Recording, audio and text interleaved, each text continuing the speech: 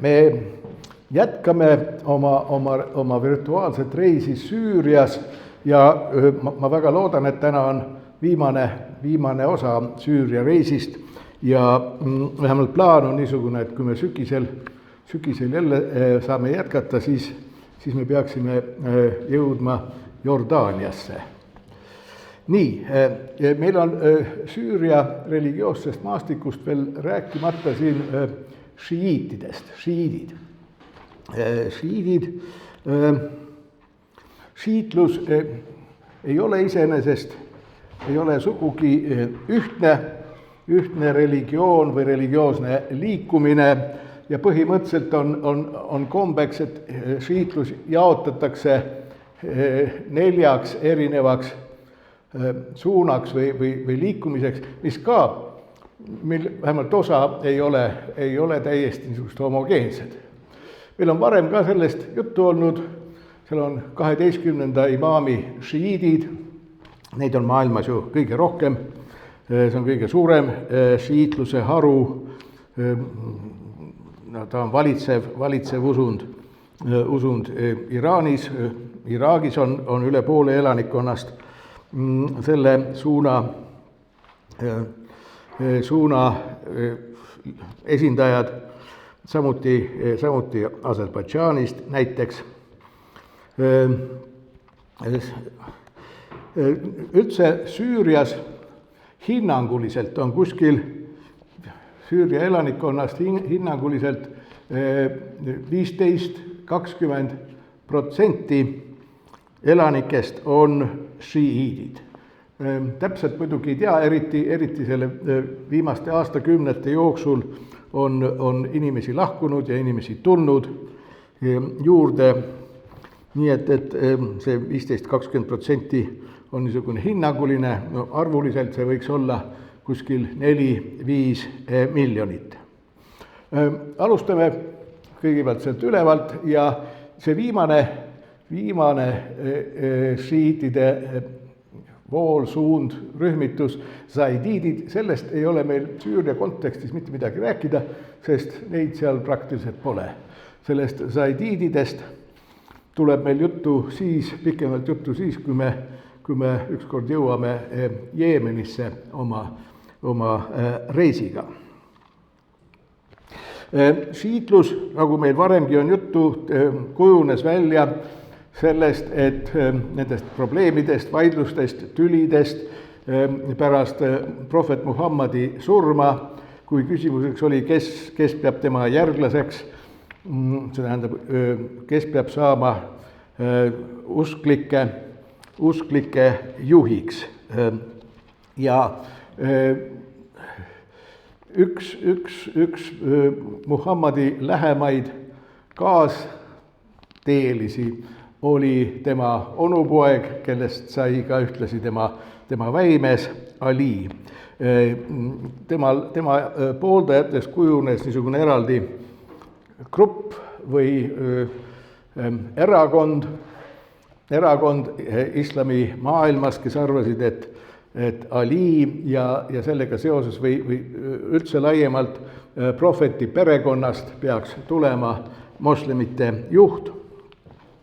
Ja nii ongi Ali tänaseni šiitluse keskseks või üheks keskseks tegelaseks. 12. imaami šiidid olid seda meelt, et kui Ali tapeti, siis pidi saama tema järgmiseks imaamiks tema poeg Hassan. Hassan üldiselt ei olnud sellest ametist eriti huvitatud. Ühel hetkel sai imaamiks teine Ali poeg Hussain, kes tapeti. Ja siis see imaamide liin läks edasi Hussaini vanema poja juurde kätte ja pidigi minema iga imaami puhul edasi. Esimene tingimus oli, et selleks järgmiseks imaamiks saab tema vanem poeg ja teiseks tingimuseks oli see, et olemasolev imaam ise kuulutab selle, kes tema järglaseks peab saama.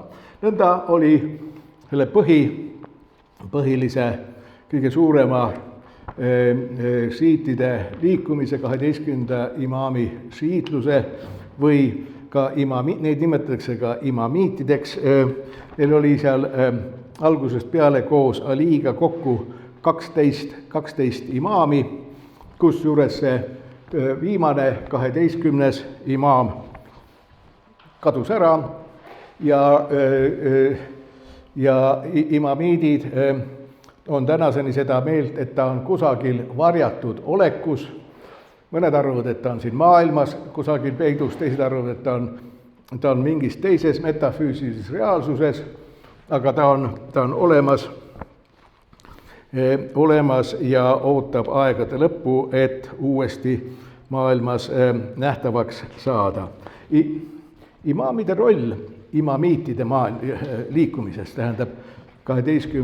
imaami šiitluses, on väga, väga suur. Imaam on olemas ka sunniitidel, aga sunniitluses imaam pole keegi muu kui lihtsalt ühe mošee eest palvetaja ja tal niisugust laiemat tähtsust ei ole. Šiitide imaamid on aga Jumala ja usklike erilisteks vahendajateks ja me võiksime öelda, et teatud mõttes see Muhammadi vahendusel toimunud ilmutus jätkub ka imaamide kaudu. See tähendab, et Muhammadiga ei lõppenud ilmutus, vaid imaamid olid samuti ilmutuse kandjaks. Niisiis, nii palju üldiseks meenutuseks 12. imaami šiitide kohta. Süürias, võiks öelda, ei ole neid väga palju. 1953, see tähendab juba väga kaua aega tagasi, 53. aasta rahvaloenduse kohaselt oli neid kusagil umbes 0,4%.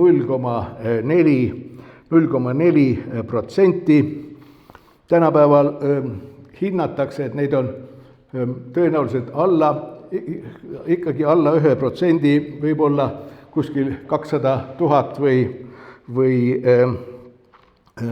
või veidikene vähem. Nüüd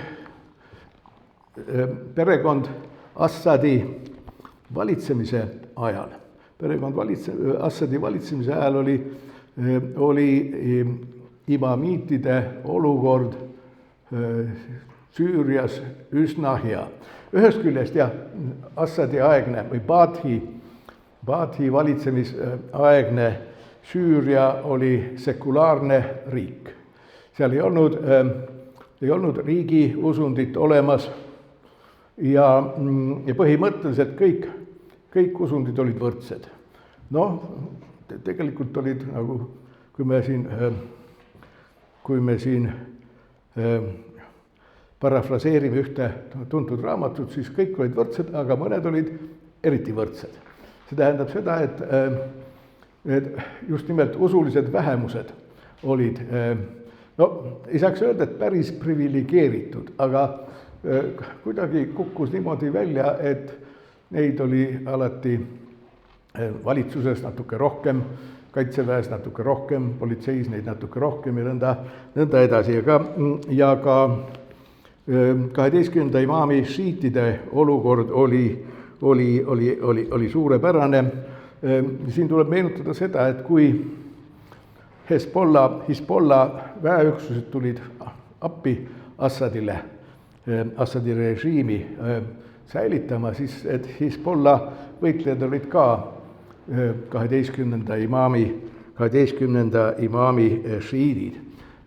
Ja paratamatult pärast seda 95. aasta lõpus toimunud riigipööret šiitide olukord on nüüd nii-öelda pöördvõrdeline sellega, mis ta varem nad on üsnagi ohustatud. Šiitide, 12. imaami šiitide olukord Assaadi ajal oli veel võib-olla ka seetõttu mõneti soodsam, et tollase Süüria üks väheseid, kui mitte ainus suur välissõber oli Iraan. Iraaniga saadi väga hästi läbi ja seetõttu ka see šiitlus, just see šiitlusharu, mis on ju Iraani ametlikuks osundiks, need šiidid olid ka veel mõnes mõttes eelistatud olukorras. Nagu ma ütlesin, šiite on suhteliselt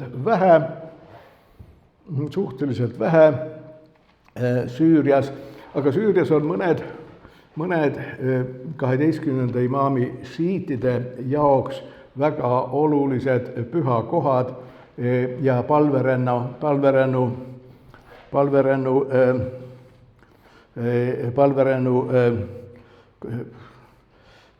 objektid. Neid on seal päris mitmeid, ma nimetaksin, tooksin välja kaks väga olulist, šiitide jaoks olulist pühamut. Üks on Saida Zainabi mošee. Saida Zainabi mošee, see on Damaskuses, siin pildi peal ka näha seda mošeed. Nii, kes oli Saida Zainab? Zainab oli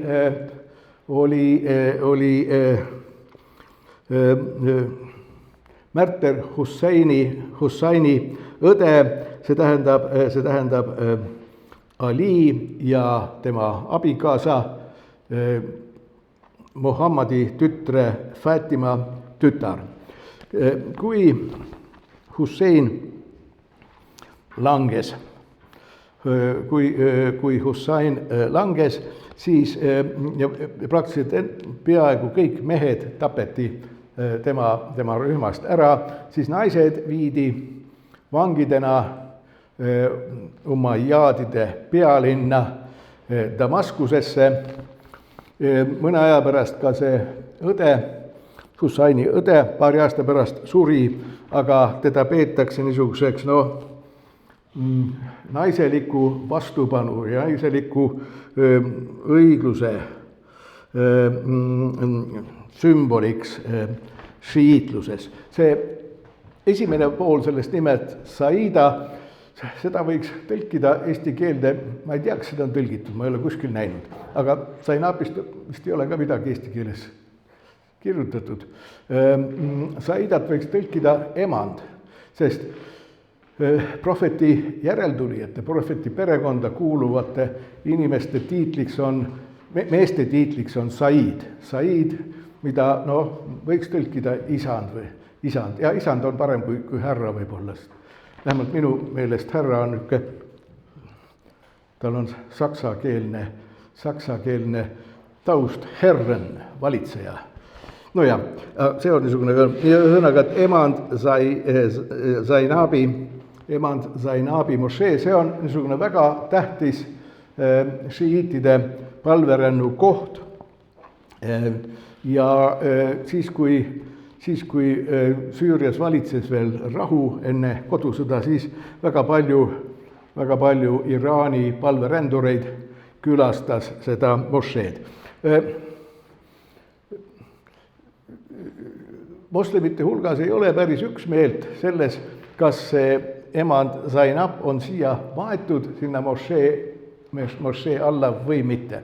Osa arvab, et ta on Damaskusesse maetud, aga teine osa arvab, et ta on tegelikult hoopis Kairos ühe mošee alla maetud. Nii et jah, ma jätan selle siin loengul lahtiseks, igaüks võib valida endale meelepärase arusaama. See ei ole ainus niisugune šiitide püha koht Damaskuses, on teinegi oluline koht, palverännaku koht Damaskuses, see on Saida Ruqayya haud ja mošee.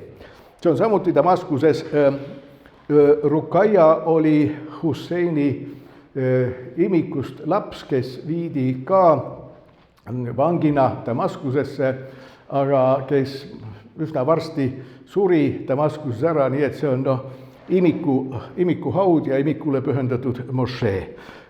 Šiitlikus maailmas Ruqayya on niisugune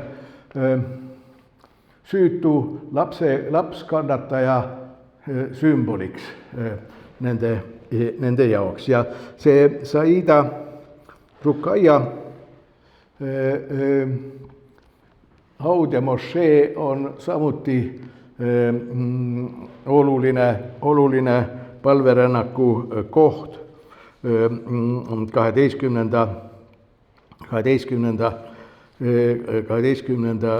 imaami šiitidele.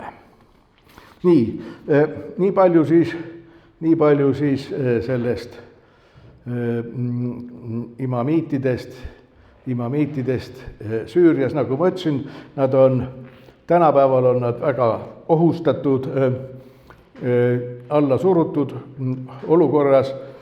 Teiselt poolt ma ei leidnud informatsiooni selle kohta, et neid oleks tabanud niisugused tapatalgud pärast praeguse valitsuse võimule tulekut.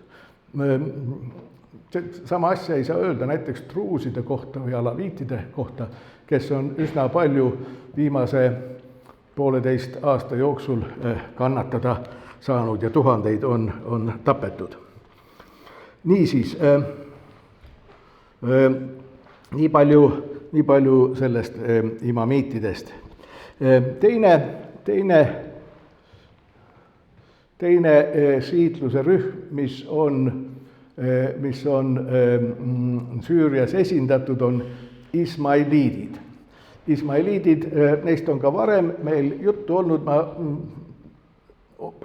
mõned üldised faktid tuletan meelde üldse nende kohta. Siin on üks tabel, mida ma ei kommenteerinud, mida varem oleks võinud ka kommenteerida. Need on need 12 imaami, kes on väga olulised imamiitidele, ismailiitidega.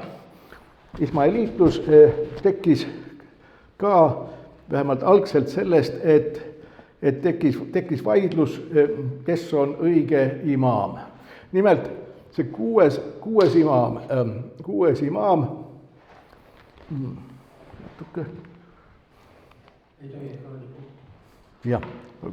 kuues imaam, kes on iseenesest šiitluseks väga oluline, Ja'far ibn Muhammad. Ta määras oma järeltulijaks, järgmiseks imaamiks oma vanema poja Ismaili. Aga Ismailiga juhtus niisugune asi, et Ismail suri enne ära kui ta isa.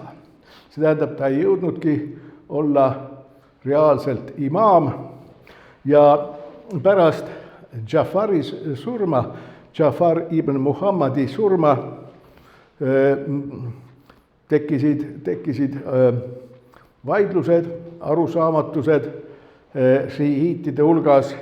Osa arvas, et järgmiseks imaamiks oli ikkagi Ismail, kelle oli tema isa määranud, kuigi kes oli ära surnud ja edasi peaks see imaamide liin minema Ismaili järeltulijaid pidi. Teised arvasid, et see on niisugune teoreetiline, abstraktne lähenemine, et tegelikult peaks saama Ja'fari järeltulijaks, järgmiseks imaamiks tema järgmine poeg nimega Muusa ibn Ja'far. Ja niimoodi toimuski lõhenemine šiiitide hulgas. See kõige suurem, see peaharu, 12. imaami šiitlus aktsepteeriski, et Muusa ibn Ja'far on järgmine imaam ja niimoodi läks see rida edasi kuni 12. Aga ismailiidid olid need, kes arvasid ja arvavad siiamaani, et tegelikult imaamiks oli ikkagi too noorelt surnud Ismail ja loevad imaamide rida just Jafar ja siis tuleb Ismail ja siis tuleb Ismaili poeg, etc., kuni tänapäevani välja.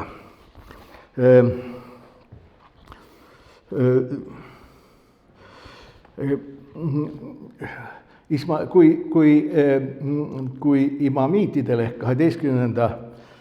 imaami šiitidel imaamide rida lõppes ära 12. ja nüüd ta on varjatud, siis ismailiitide puhul see suksessioon tuleb tänaseni välja. Noh, ütleme, kriitiliste ajaloolaste jaoks on selle pika rea, tänaseni ulatuva rea mõne koha peal küsimus, kas ikka on, kas on ikka katke olnud seal või ei ole olnud. Võib ju vaielda, aga ismailiitide eneste jaoks loomulikult ei ole seda katket olemas, vaid et see suksessioon on pidev. Tõsi, ismailiitidega, nagu paljude teistegagi neil on see häda olnud, et neil on lõhenemisi ja hargnemisi toimunud. Aga see tänaseni kõige suurem ismailiitide haru, mida tuntakse Nizari ismailiitide nime all, neil on tänapäeval 50 imaam, 50 pärast Alid. Ismailiid, 12. imaami šiidid loevad esimeseks imaamiks Alid. Ismailiidid ei pea Alid imaamiks, ta on isegi natuke kõrgem kui imaam ja esimesed imaamid on Ali pojad. Nii et tänapäeval on olemas 50 imaam pärast Alid ja see on, ta on tuntud Aga Khan V nime all, natuke pikem nimi on Shah Rahim al-Hussaini ja Aga Khan V. Ta sai sellesse ametisse, imaami ametisse eelmise aasta kevadel. Tema isa Aga Khan IV, kellest siin loengutes on mul kunagi natuke juttu olnud ja ma kirjutasin talle ka väikese nekroloogi, mis Sirbis ilmus eelmisel aasta kevadel. Oli väga pikka aega ja väga tuntud tegelane. Ta pojal, ta esialgu näib, et ta jätkab oma isa tegevust. Nii nagu ta isa oli saanud oma hariduse parimates Ameerika ülikoolides, nii on ka Aga Khan V saanud väga hea korraliku hariduse maailma parimates ülikoolides. Ta resideerib põhiliselt Genfis, aga see Nizari ismailiitide kogukond on tegelikult üsna laiali pillatud üle maailma, neid on Indias, Pakistanis, endises Nõukogude Kesk-Aasias, eriti Tadžikistanis, üsna palju Ida-Aafrikas, Süürias ja mujalgi. Niimoodi. Aga Ismaili imaamidel, see oli niisugune nii-öelda maailmakeskne kirjeldus, kui ma ütlesin, et ta on heas ülikoolis käinud, ta elab Genfis, ta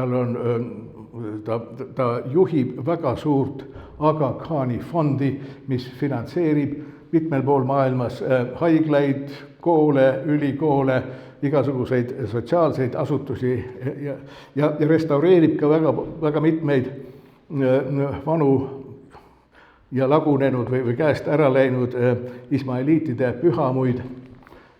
Minu teada ka tegelikult on mõningaid sunniitide vanu mošeesid restaureerinud see fond. See on hiiglaslik fond, tal on väga suured rahad taga. Aga ütleme, kui ma oleksin ismailiit, siis ma ütleksin, see on niisugune no pisiasjad kõik. Tegelikult imaam on ismaeliitide jaoks niisugune tegelane, tal on jumalikud omadused. Ja maailm saab üldse püsida ainult tänu imaamile. Kui ühel päeval juhtuks, et enam imaami ei ole, siis maailma ka ei saaks olemas olla. Metafüüsilises mõttes ei saaks maailma olemas olla. Ta on maailma eksistentsiks vajalik isik. Peale selle on tal see omadus, et ta on ilmeksimatu. Ta on ilmeksimatu, kusjuures ismaeliidi teoloogid on öelnud, et kui nüüd näiteks Aga Khan Viies ütleb midagi selle vastu, mida tema isa oli välja öelnud, siis tegelikult mõlemad on õiged. Üks oli õige siis, kui ta isa seda välja ütles ja kui nüüd Aga Khan Viies ütleb midagi teistmoodi, siis see on ka õige, see peab olema, ta ei saa lihtsalt eksida, kui ta ka tahaks, ta ei saa eksida, see on võimatu. Nii vähemalt arvavad ismaeliidid. Ismaeliitide ajalugu on üsna komplitseeritud, ta on aeg-ajalt väga tormiline olnud, seal on aegu olnud näiteks 9. sajandi lõpust kuni 12.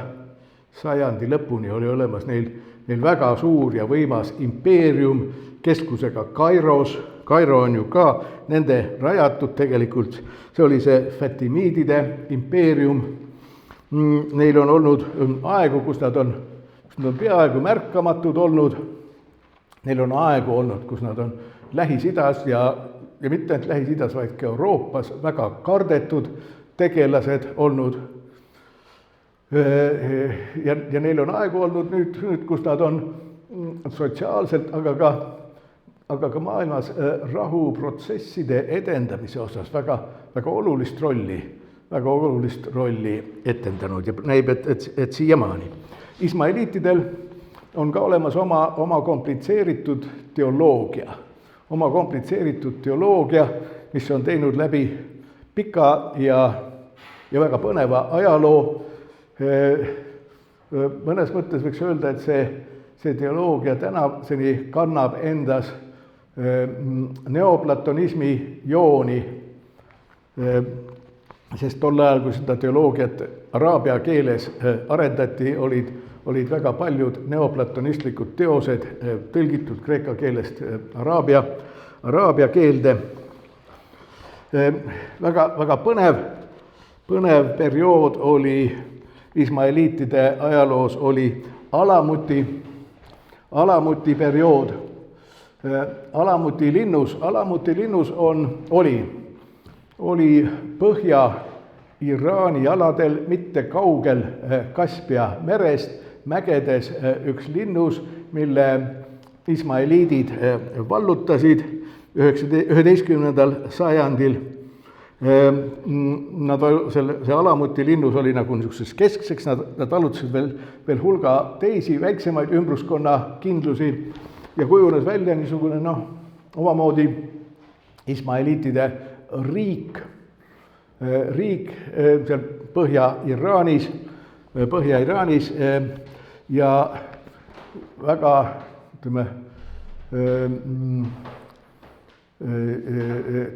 tuntud on nende meetodid, nad olid niisuguste, me tänapäeval ütleksime, enesetapu terrorismi arendajad. Neil olid, et oma poliitilisi või täpselt vast oleks öelda poliitilisi religioosseid eesmärke saavutada, nad treenisid välja niisuguseid väikseid 2-10 liikmelisi rühmi, kelle ülesandeks oli nende suurima vaenlase mõrvamine. See ei olnud niimoodi ülepeakaela tehtud poliitiline mõrv või religioosne mõrv, vaid seda valmistati väga pikalt ja detailselt ja väga põhjalikult ette.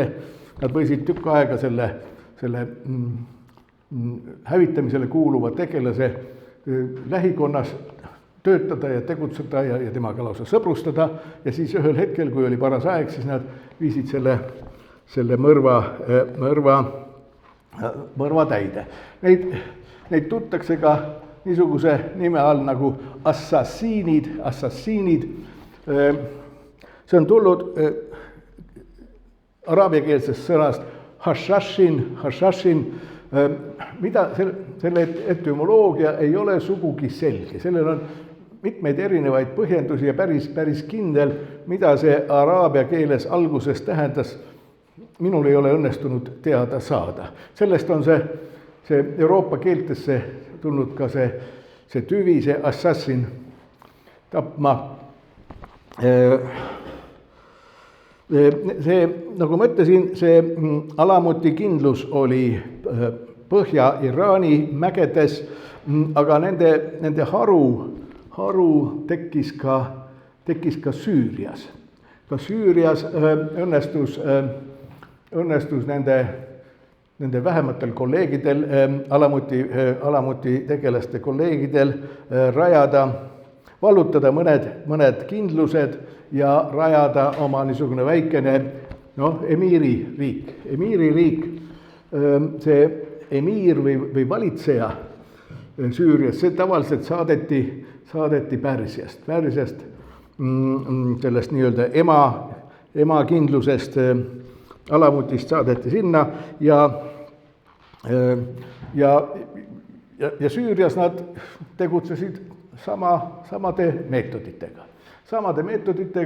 see ei olnud niimoodi, et nad mõrvasid kedagi juhuslikult, nagu pahatihti tänapäeval võivad enesetaputerroristid teha. Lihtsalt panevad bussi pommi plahvatama ja kes ette jääb, see sureb. Ei, seal oli välja valitud ja mitte selle järgi, et sellele kindluse ülemale ei oleks meeldinud mingi nägu, vaid valiti välja, vähemalt esialgu valiti välja neid, kelles nähti ohtu oma eksistentsile. Näiteks Seltšukide riigi vesiire hävitati ja nõnda edasi. Nüüd Süüria aladel tegutsenud assassiinid.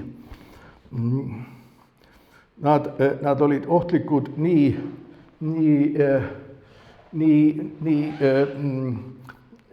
ismaeliitide moslemitest vaenlastele või nende ohustajatele moslemite maailmas, kui ka see oli aeg, mil ristisõdijad olid Lähis-Idas.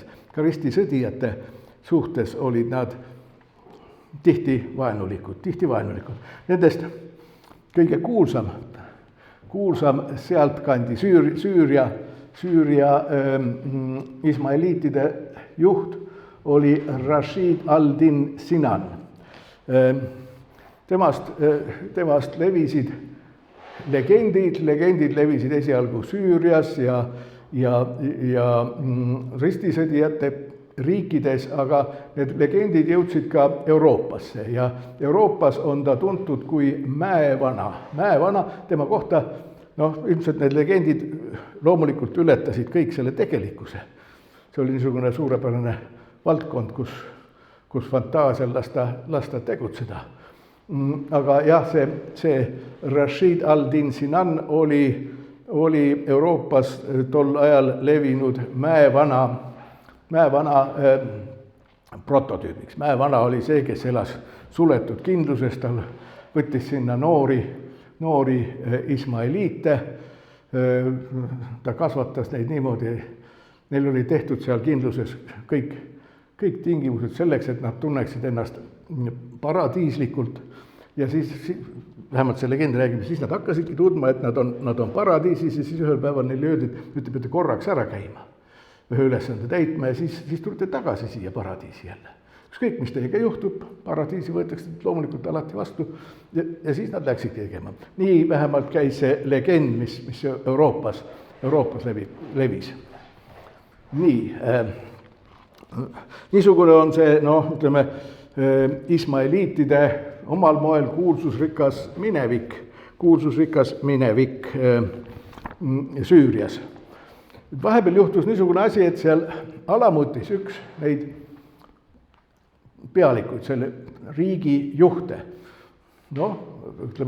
tal tuli meelde jutumärkidesse, tuli meelde, et tema isa oli imaam, tegelikult varjatud imaam, päris imaam ja järelikult tema oli ka imaam. Niimoodi taastati see imaamide suksessioon. Kuidas asi tegelikult oli, mina ei ole kriitiline ajaloolane, ma jätan selle jutu siin pooleli. Aga see imaamide liin läks sealt Alamutist edasi, kui mongolid vallutasid, siis nad hävitasid Alamuti, kahjuks ka seal olnud väga suure ja rikkaliku raamatukoguga. Süüria aladel vallutasid selle Süüria ismaeliitide kindlused, vallutasid mamelukid, Egiptuse omaaegsed orivalitsejad, orjadest valitsejad. Aga neid kindluseid päriselt ei hävitatud, kõiki kindluseid, vaid osade ismaeliitidega sõlmiti kokkulepped, nii et need kindluste valitsejad said oma selle piirkonna üle edasi valitseda. Et see ilmselt oli ta kasulik mamelukkidele ja hiljem, kui seda Süüria ala hakkasid valitsema osmanid, siis osmanid tegelikult ka aktsepteerisid seda de facto olukorda seal selles piirkonnas. Ma mõne hetke pärast näitan ka kaarti peal, kus see piirkond oli, kus ismaeliidid valitsesid ja kus nad ka tänapäeval elavad. Nii et mõnes kohas nad olid päris valitsejad, mõne piirkonna valitsejad kuni 19.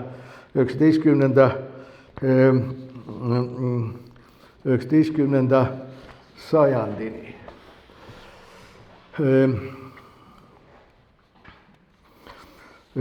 Nüüd viimase sajandi jooksul me võiksime öelda, et on ismaeliidid üldiselt hoidunud varju. Nad ei ole kusagil esile tükkinud, siis kui Assadi perekond valitses, siis nad hoidsid ka niimoodi tagaplaanile erinevalt imamiitidest, kes mõnevõrra kasutasid seda suurt sõprust tollase Süüria ja Iraani vahel ja erinevalt alaviitidest, kellest meil kohe mõne hetke pärast tuleb juttu. Ismaeliidid ei tahtnud saada kõrgeid ameteid eriti ja nad ei domineerinud tollases sotsiaalses pildis. Nii et see informatsioon, mis mul on õnnestunud nüüd viimaste aegade kohta saada, ütleb, et ismaeliidid, neil ei ole mingisuguseid konflikte ka selle uue valitsusega olnud. Nad on üsna rahulikult, vaikselt suutnud edasi eksisteerida.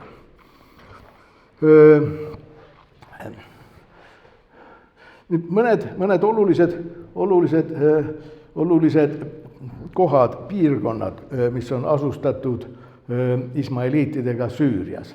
Kui ma alguses selle loengutsükli alguses esitasin lühiülevaate geograafiast või Süüria religiooni geograafiast, siis ma mainisin ka niisugust linna nagu Salamia. Salamia, seda põhimõtteliselt peetakse või võiks pidada Süüria ismaeliitide pealinnaks. See on üle 1000 aasta olnud juba niisugune oluline koht Süüria ismaeliitidele, üldse ismaeliitluse ajaloos Salamia ja ma kohe püüan näidata ka, kus ta siin kaarti peal on. Salamia on siin Haama paarkümmend kilomeetrit Haamast kagu poole. Vabandust, ma puudutasin midagi, mida ei oleks tohtinud puudutada. Nii et üldiselt see piirkond siin ongi ismaeliitide põhipiirkond. Siin on üks mausoleum. See on Ali Khani Ali Khani mausoleum. Ali Khani põrm toodi siia 1972. aastal, see tähendab juba Assadide valitsemise ajal, Baathi valitsemise ajal, kes oli Ali Khan, kelle põrm toodi siia nii tähtsasse ismaeliitide linna. Ali Khan oli praeguse Aga Khan V vanaisa, kes kunagi ei saanud olla imaam, sest tema isa Aga Khan III elas üsna kaua, ta oli kaua aega ja see Ali Khan oli rahvusvaheline tegelane, ta oli 50. aastatel Pakistani suursaadik ÜRO-s mitmete ettevõtmiste üks niisuguse aktiivseid läbiviijaid, rahvusvaheliselt väga tuntud tegelane, aga ta sai enne, kui tema isa ära suri, sai ta liiklusõnnetusel surma Prantsusmaal. Prantsusmaal sai surma, nii et tema jäi vahele. Ta on jah, praeguse Aga Khani vanaisa. Ja tema mošee, tema hauakamber ongi siin Salamias. Teist kohta ma nimetaksin veel, ma nimetasin tegelikult vist seda ka ühes geograafilises sissejuhatuses, on Masyaf-i linn. Masyaf-i linn on, ma näitan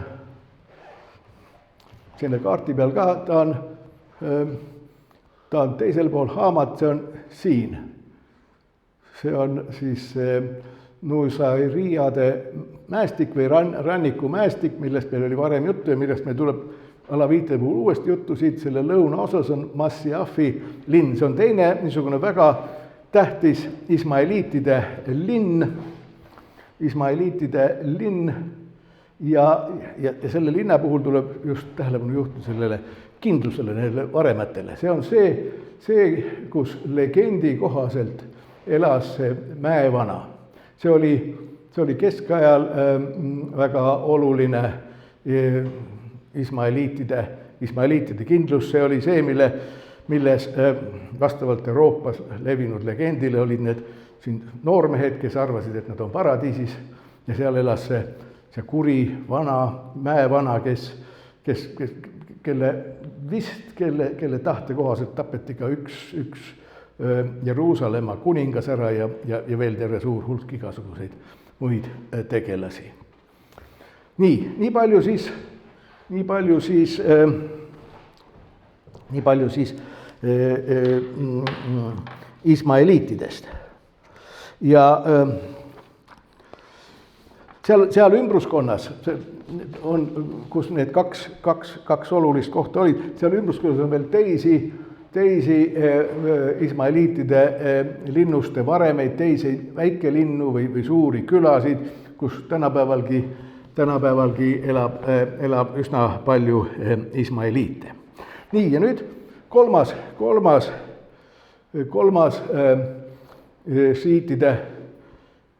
siitluse haru, alaviidid ehk nusairid.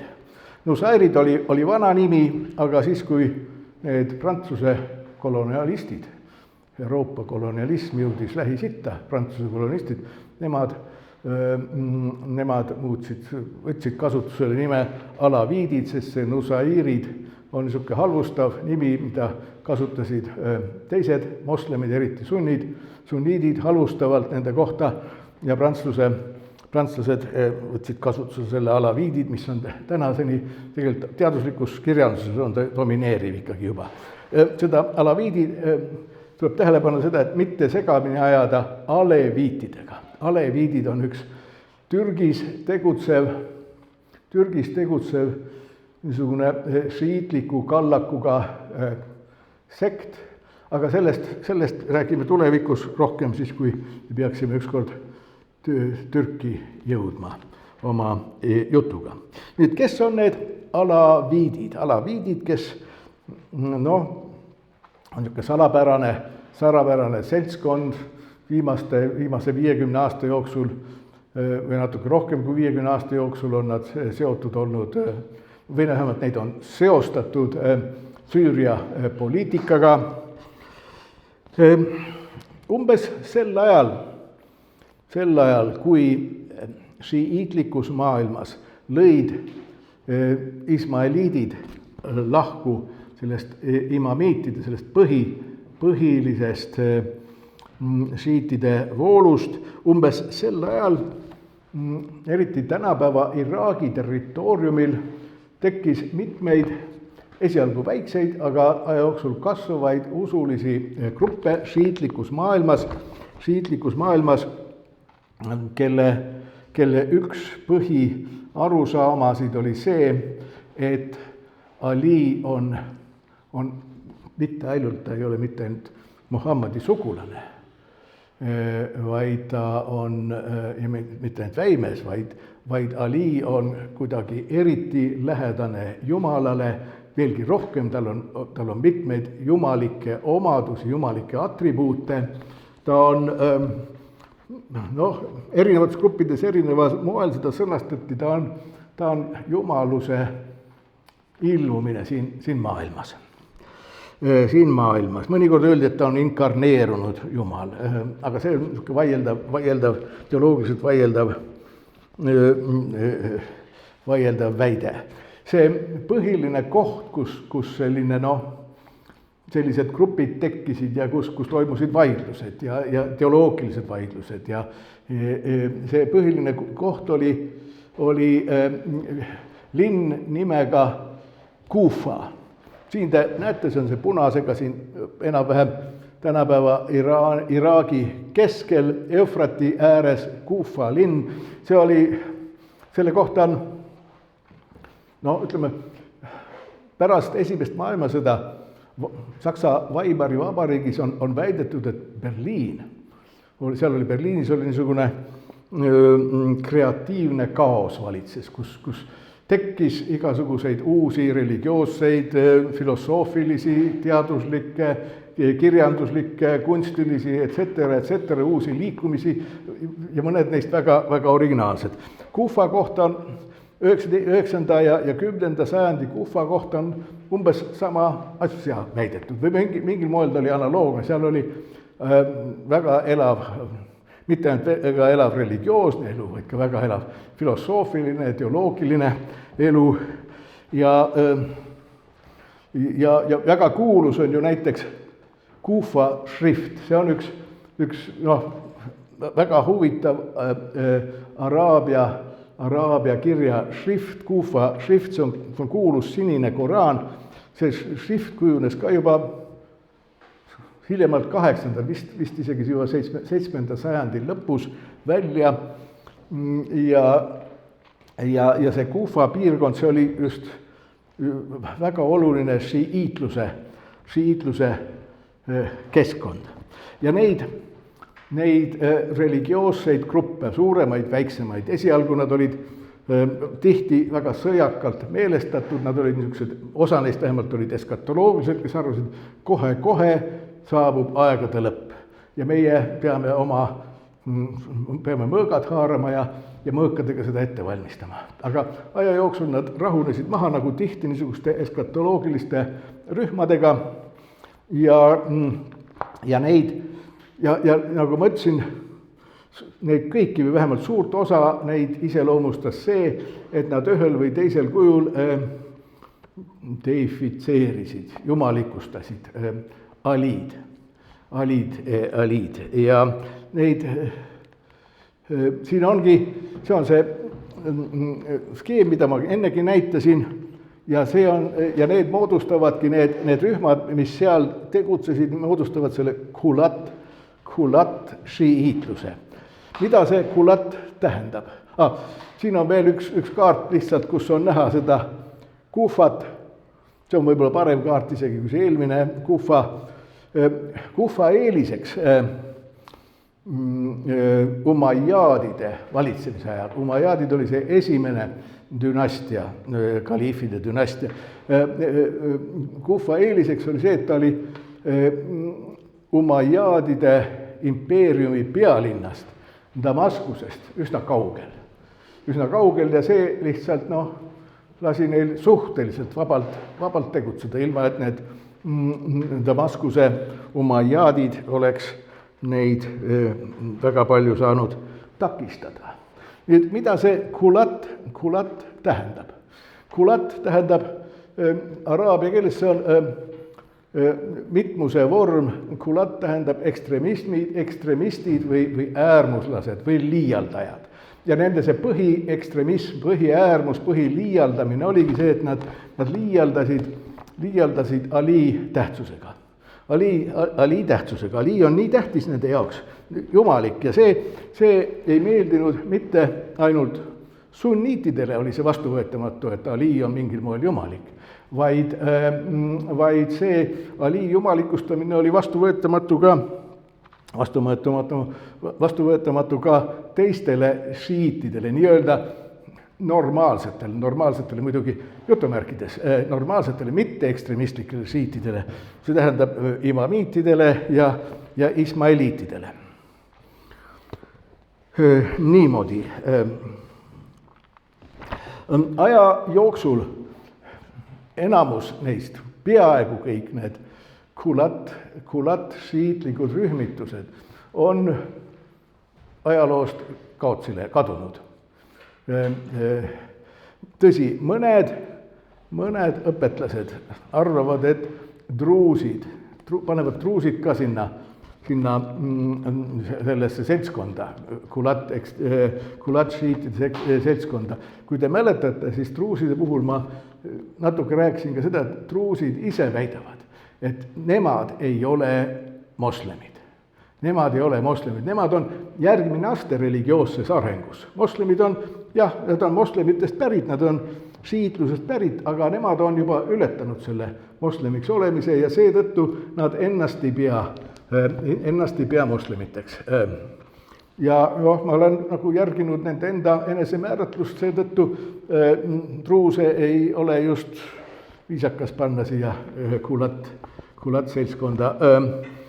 On veel üks moslemite rühm olemas, jarsaniidid, aga need elavad põhiliselt Iraanis ja natukene ka Iraagi aladel ja siis vaatame jarsaniide lähemalt, kui me jõuame Iraani juurde.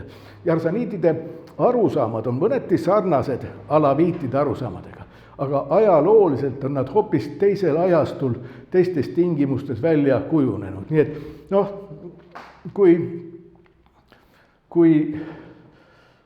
kui ütleme, religioossete rühmade sugupuud mitte arvestada, geneetilist seost mitte arvestada, siis jarsaniidid on ka kulat šiidid, aga nad pole kuidagi suguluses, geneetilises suguluses alaviitidega.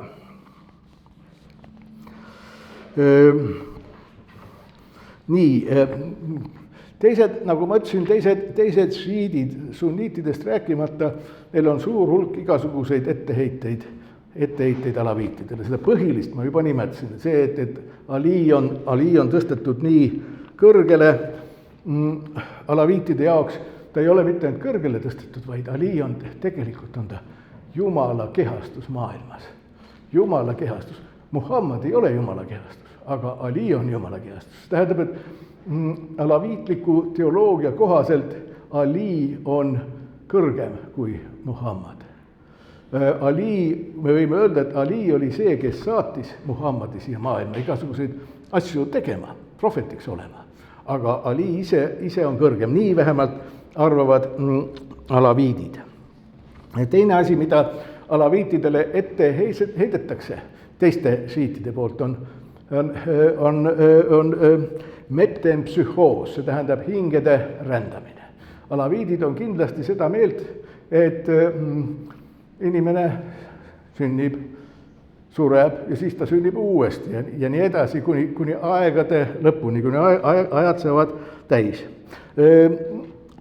Alaviitidele heidetakse ette, heidetakse ette ka liigset allegoorilist Koraani mõistmist. Tõsi, praktiliselt kõik šiiidid interpreteerivad rohkem või vähem Koraani allegooriliselt. Alaviitide puhul on ilmselt see kõige äärmuslikum see Koraani allegooriline interpreteerimine. Ta on nii allegooriline, et šariaati ei pea järgima üldse. Kõik need nõuded Ramadani kohta ja nii edasi, neid interpreteeritakse sümboolselt. Inimene peab Ramadani südames oma vaimsuse poolest, mitte füüsilisest maailmast. Ja kõik need teised nõuded, mis tavaliselt moslemitele ehitatakse, kõiki nad kipuvad ja allegooriliselt puhtsümboolsetena mõistma ja seda heidetakse neile ette. Teised ka on allegoorilised, aga natukene mõistlikumalt allegoorilised, võiks öelda. Ja muidugi mida teised moslemid neile ette heidavad, on see, et nad ei täida šariaati, käskusid, kõik korralikud, nad ei ole korralikud kodanikud. Niimoodi. Üldjoontes alaviidid on püüdnud, vähemalt pika ajaloo jooksul, kuna neid on taga kiusatud, neid on survatud, neid on ütleme, kui valitsevad moslemid ümberringi, ütleme põhiliselt sunniidid, nad on ikkagi sunniitlikus keskkonnas enamus aega olnud. Kui neid on püütud missioneerida õigele teele, kui nende küladesse on ehitatud mošeesid ja kui nende maksud on olnud tunduvalt kõrgemad kui teistel moslemitel, siis võiks öelda, et alaviitidel on hästi läinud. Sest halvem variant oli see, et mehed tapeti ja naised, lapsed võeti orjadeks. Nii on see läbi ajaloo, suurema osa ajaloo kõikunud, nad on olnud survatud, nad taandusid mägedesse. Nii nagu, vaatame see, üks kaart oli siin, selle kaarti järgi saab vaadata. Näete, siin on see Jabal an-Nusayriya, Nusairiitide ehk tänapäeval alaviitide mägi, see on niisugune mäeahelik, ranniku mäeahelik, mõnes mõttes ta on jätk siin lõuna pool olnud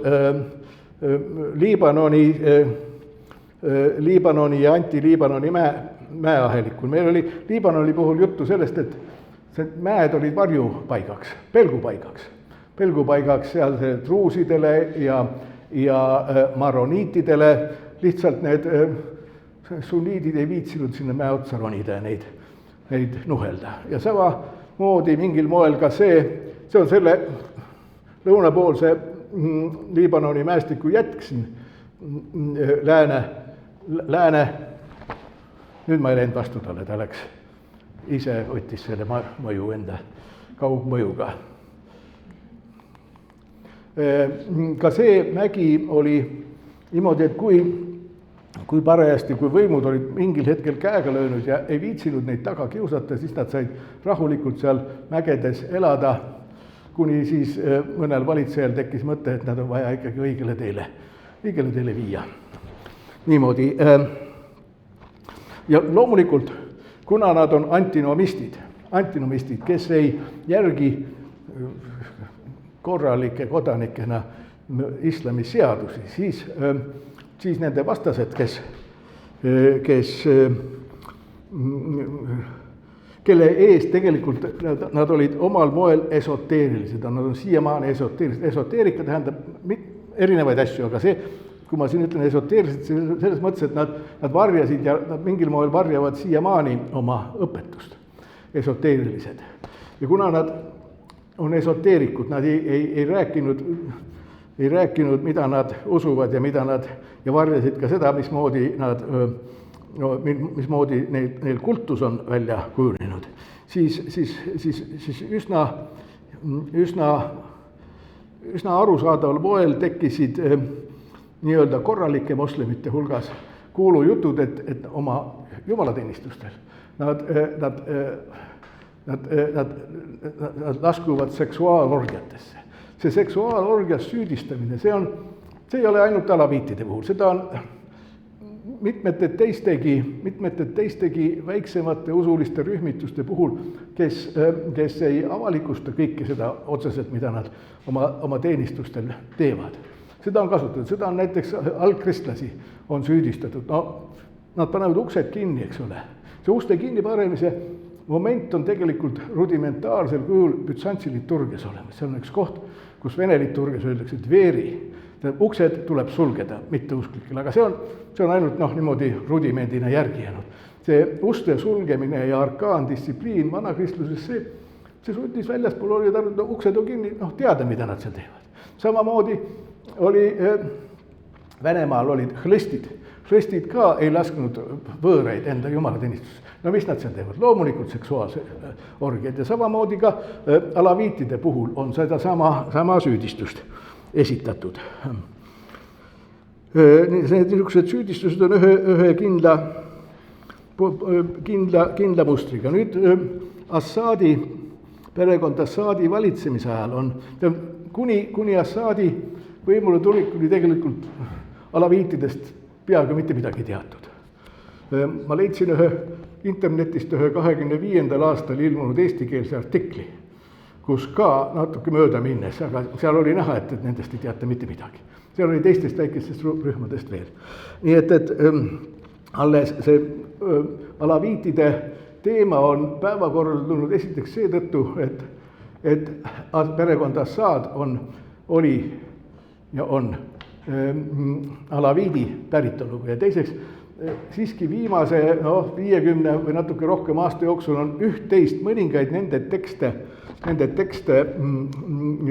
avalikuks tulnud, üht-teist on avaldatud ja mõned alaviidi taustaga õpetlased on ise ka üht-teist kirjutanud nende kohta. Miks neid nimetatakse nusairiitideks? See on sellepärast, et tegelikult selle sekti rajaja, põhirajaja oli mees nimega Muhammad ibn Nusair 9. sajandil. Mõned kirjutised on temalt pärit ja vähemalt nad ise väidavad, et Nusair oli see, kes selles Kufa ja tällä ajal juba natuke ka Bagdadi liikunud kreatiivses anarhias rajas ühe grupi, kes väitis, et Ali on Jumala kehastus siin maailmas. Tõsi, olulisemaks tegelaseks ja selle Nusairi järgi on neid ka nimetatud nusairiitideks, Nusairi pooldajateks. Ja teine tegelane, kes võib-olla isegi pani suurema panuse selle alaviitide kultuse, teoloogia, kogu nende kogukonna väljakujunemisele, oli mees nimega Al-Khasibi. Tema oluliseks panuseks võiks vist pidada seda, et ta viis suurema osa sellest rühmast teisele poole, nad olid ennem ida pool Eufrati jõge, aga tema viis ka selle kogukonna keskuse lääne poole, see tähendab Süüriasse, Alepposse ja sinna kanti ta viis selle kogukonna ja arvatakse, et tänu sellele, et see kogukonna kese liikus Süüriasse, jäi see alaviitide liikumine ajaloos alles, sellepärast, et 1258 mongolid vallutasid Bagdadi ja ilmselt kõik need kulat-sektid, mis seal veel tol ajal eksisteerisid, need hävitati mongolite poolt ära. Samuti ka see Iraagi aladele jäänud alaviitide liikumine kadus siis ajaloo näitelavalt, aga Süüria osas see grupp jäi ellu. Nii. ja selles mõttes, ja see Al-Khasibi oli ka väga produktiivne kirjamees, nii et paljud tema kirjutatud teosed on väga olulised, noh, ma ei oska öelda, kas nad on pühakirja staatuses, aga nad on väga olulise mõjuga tänapäevani välja alaviitide juures. Nii, natukene paari sõnaga veel alaviitide õpetusest. Noh, ma seda juba nimetasin, et Ali oli nendele jumalaks, aga seal on mitmed teised asjad, mida ma püüasin vähemalt kiiresti seletada. Ühest küljest alaviidid, nii nagu paljud teisedki islami, noh, ütleme, sektantlikud liikumised, sektid, on rõhutanud, et nende jaoks on oluline monoteism. Nad on kartnud, väitnud, et üldiselt islam on sealt ära läinud ja nii edasi. See on vahhabiitidel ja paljudel teistel selline arusaam, et nemad on õiged monoteistid, nii samamoodi ka alaviidid väidavad seda, et nad on monoteistid, et Jumal on absoluutselt transcendentne, absoluutselt teispoolne, täiesti tunnetamatu. Ta on absoluutselt apofaatiline. Jumal, mitte ainult, et me ei tea tema atribuute, vaid Jumalal polegi atribuute. Ta on nii suur ühtsus, ta on niisugune, kelle kohta ei saa midagi öelda, kelle kohta pole väga palju midagi öelda.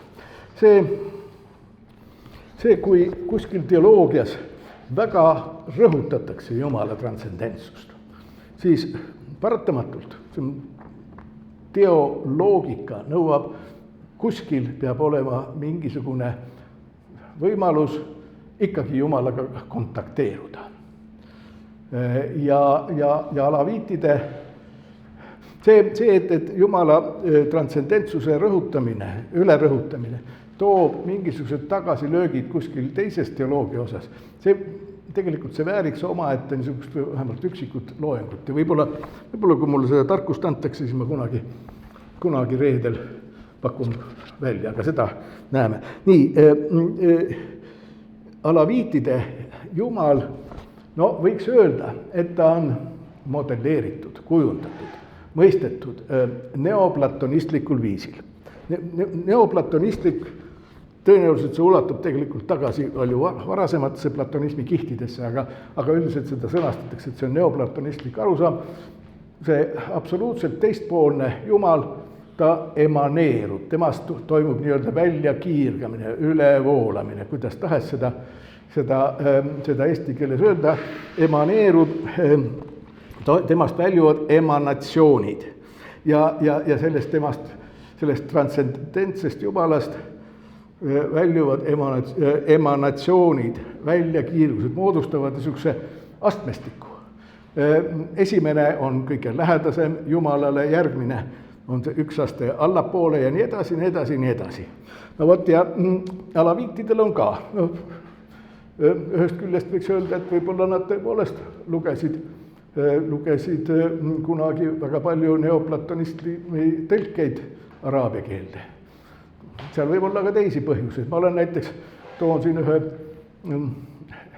näite, mis on loomulikult liialdus, aga võib-olla viitab selle poole. Nimelt, teate, kus on Andamani saared? India ookeanis. Andamani saartel on veel üks väike grupp kohalikke elanikke, kes ei ole praktiliselt üldse kontakteerunud tsivilisatsiooniga. Nad ei lase ka oma saarele.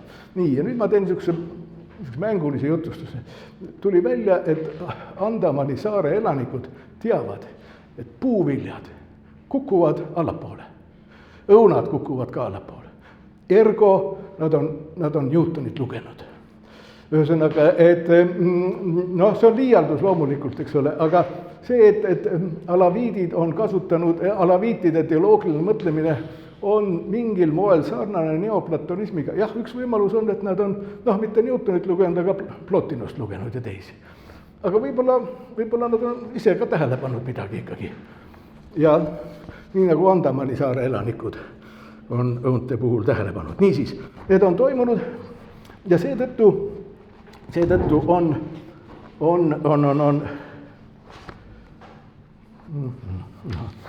on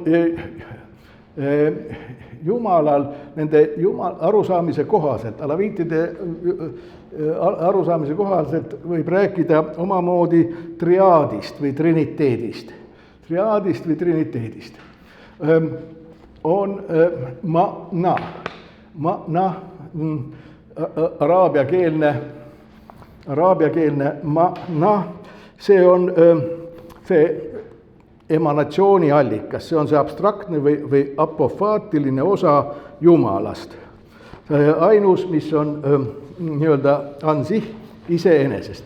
Järgmine, see esimene emanatsioon kannab alaviitide terminoloogiast nimetust ism. Ism on araabiakeelne sõna, mis tähendab nime. Kes on heebrea keelt õppinud, võib-olla mäletab niisugust heebreakeelset sõna nagu Shem. Shem on nimi. Ka tegelikult juudi traditsioonis vähemalt jah, selle koha peal, kui on näiteks see, mida kristlased loevad Jahve, seal mingis traditsioonis selle koha peal tuleb lugeda Shem, nimi. Nimi on ka omal moel Jumal. Ja samamoodi ka alaviitidel see esimene emanatsioon, esimene kiirgus Jumalast kannab nimetust nimi, ism, see on väljunud, Jumalast väljunud kiirgus või valgus, võiks öelda, ja ta määratleb ära, ta on nimi, see tähendab, et ta määratleb mingil moel ära, ta defineerib Jumalat nimena. Selle ismi kohta kasutatakse veel teist araabiakeelset sõna, mis on vast teile tuttav. Hijab on see peakate, mida moslemi naised kasutavad. See on vari, see on kate või kardin ja ta on ühelt poolt see ism, see nimi määratleb ära, kes on Jumal, aga teiselt poolt on ta ka Jumala kate tegelikult. Jumal ei ole paljalt koha seal ja kolmas väljavool, mis tuleb, emanatsioon, mis tuleb ismist, kannab araabiakeelset sõna nime Bab. Bab tähendab värav või uks. Ta on uks, värav selles mõttes, et alaavid ütlevad, müstikud lähevad Jumala juurde, tunnetavad Jumalat, saavad Jumalat teada just läbi selle baabi, läbi värava. See baab, kui te mäletate, meil oli Bahai usundite puhul, oli ka natuke juttu, et 19. sajandi Pärsias olid astusid üles mõnikord inimesed, kes ütlesid, et nemad ongi bab, nad on juurdepääs Jumalale, värav Jumala juurde. Ja tõsi, terve nende metafüüsika või teoloogia, seal on veel teisi emanatsioone, aga siin me ei jõua nendest eriti midagi rääkida. Loomisõpetus, oluline on alaviitide loomisõpetus. Alguses Jumal lõi valgusmaailma, kus elasid valgusolendid. Aga valgusolendid esiteks ei tundnud aja jooksul enam Jumalat ära üldse. Nende teadmine Jumala kohta hakkas haihtuma ja teiseks nad hakkasid iseennast Jumalateks pidama. Ja seetõttu Jumal lõi selle materiaalse maailma karistuseks nendele ära langenud valgusolenditele ja valgusolendid ülesandeks siin maailmas ongi läbi ajaloo uuesti sündide ahel lõpuks jõuda sinna eskatoni, sinna maailma ajastu lõppu ja seal siis jõuda tagasi valgusmaailma. On olemas võimalus see tee kiiremini läbi teha, enne jõuda valgusmaailma tagasi enne ajaloo lõppu. Ja mõned inimesed, mõned müstikud, mõned alaavi müstikud teevad selle tee läbi, nii arvavad alaviidid. Neid müstikuid, kes on tagasi jõudnud valgusmaailma, te kõik olete näinud oma elus. Te kõik olete näinud, need on teile tuttavad tegelased, kui te augusti öösel välja lähete ja selge on, siis te näete taevas tähti. Kõik need müstikud, kes on jõudnud Jumala juurde tagasi valgusmaailma, neist saavad taeva tähed. Nii et kui te neid näete, siis mõelge selle peale, et need on endised alaviidid. Nagu ma ütlesin, alaviite on taga kiusatud, välja arvatud Assadi ajal, sest Assadid olid ise ise alaviidid, aga Assadi puhul ja Baathi valitsuse oli veel teine põhjus, miks neid taga ei kiusatud, sellepärast et ametlik ideoloogia oli sekularism, see tähendab, et vähemalt teoreetiliselt, aga ilmselt suures osas ka praktiliselt kõik usundid on võrdsed ja riigil ametlikult ei ole nendega mingit asja tegelikult. See aga tähendab seda, et pärast uue valitsuse võimule tulekut on tapetud tuhandeid alaavisid ja mitte ainult neid, kes oleksid olnud Assadi valitsuse ajal julgeolekuteenistuses või sõjaväes või kuskil riigiametites, vaid ka tavalisi elanikke, naisi, lapsi, raukasid, tavalisi inimesi lihtsalt, kes on tänaval ette juhtunud, neid on maha löödud ja neid on tuhandeid olnud. Nii, nüüd lõpetuseks ma pean veel ütlema, et tegelikult on veel olemas üks usuline rühm, aga me sellest ei jõua pikalt rääkida, me oleme juba Liibanoni juures pikalt rääkinud, nimelt druusid. Süürias on üsna palju druuse, tegelikult vist absoluutses mõttes rohkem kui Liibanonis, kuskil vähemalt 700 000 ja nemad on ka uue valitsuse ajal kannatanud. Aga kannatanud, sest nad on ka eelmise valitsuse ajal liiga hästi elanud. Kuigi kui hästi, see on nüüd teine küsimus, aga vähemalt uue valitsuse pooldajate arvates on nad liiga hästi elanud. Seal Süüria kohta saaks veel palju rääkida, aga ma arvan, et Jordaania ootab meid, et järgmisel loengul Jordaania asjade juurde jõuda. Nii et ma soovin kõigile vaatajatele head suve ja kohtumiseni sügisel.